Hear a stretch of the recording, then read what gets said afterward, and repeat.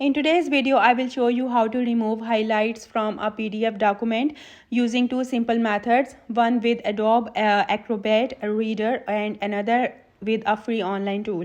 So let's jump right into it. First, if you don't have already Adobe Acrobat Reader, you can download it from the link in the description. Once downloaded, go ahead and install it. It's quick and easy. Now locate your PDF file, right click on it, choose open with and then Adobe Acrobat. Your file will open inside the program. As you can see here, some text is highlighted in yellow and we want to remove it. To remove a simple highlight, just click directly on the highlighted text. You will see a small trash bin icon appear. Click on it and the highlight disappears instantly. That's very simple. Now if you want to remove all highlights at once, here's what to do.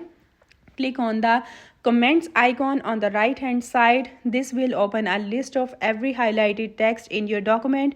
From here you can delete them one by one or faster. Hold down the shift key, click the first and last items to select them all, then right click and then you can go to delete, and just like that all your highlights are gone.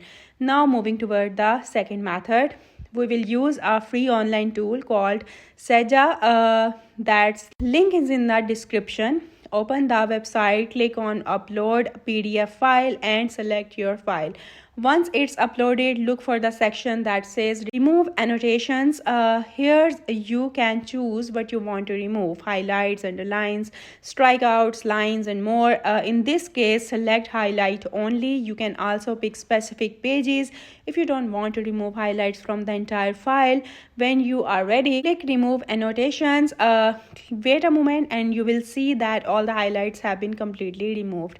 Finally, hit download to save your clean PDF back to your device, and that's it. Two super quick, easy ways to remove highlights from a PDF file, one with Adobe Acrobat Reader and the other one with the online tool.